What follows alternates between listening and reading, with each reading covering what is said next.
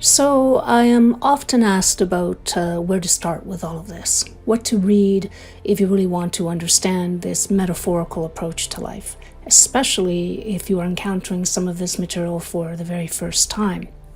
I always point people to the Jungian author Robert A. Johnson. In an interview Johnson gave in 1997, he said that I'm most interested in the very slow but demonstrable evolution of the archetypal world and its manifestations as it evolves and changes. The way Johnson analyzed these changes was through the vehicle of storytelling, which is where I find my guides as well. So Johnson noted that myths are the language of the unconscious in a collective form, and dreams are the language of the unconscious in a personal form. If we do the necessary inner work, we will be guided by these things. According to Johnson, that work has at its core the notion that the individual must first learn to cope with his or her own masculinity and femininity before they can embark on any meaningful exterior relationship. Now, the words feminine and masculine have become rather charged, so think in terms of polarity, of the masculine as the yang or active principle, and the feminine as the yin or receptive one. The active principle relates to the solar world, the world of consciousness, and the receptive more to the lunar world, or the world of the unconscious. So we all have both of these qualities operating within. The point is to balance them. So how do we do that? Now, Johnson offers 3 books that will definitely get you started. He, She, and We. They're very short, very readable works, but they're full of deep insight.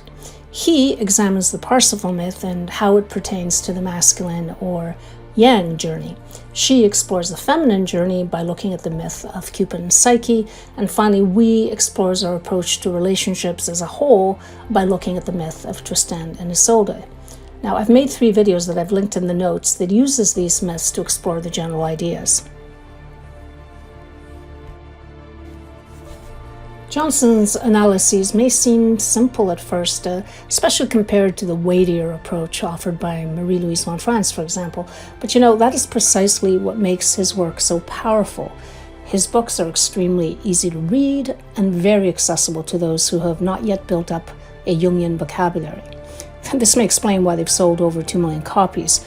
There is another book he wrote that I think is required reading for anyone interested in this journey. It's called Owning Your Shadow. I also made a video about the shadow, and he is one of my guides there. Now, examining our personal shadows is central to the journey, the most important part of it, in fact, and this book is a very good guide on how to begin doing this work. Our shadow hides the charged content in our psyches, the stuff we deny in ourselves and tend to locate out in the world, in a person, an idea, a nation even. One lesson I learned from Jung and people like Johnson is to watch the way my body reacts to certain things in the world.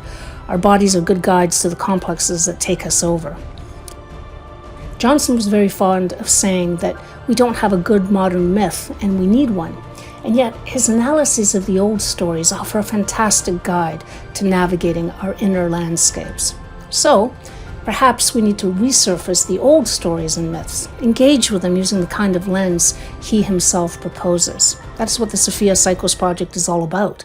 Visiting the old stories and looking for the clues to help us uncover our inner selves.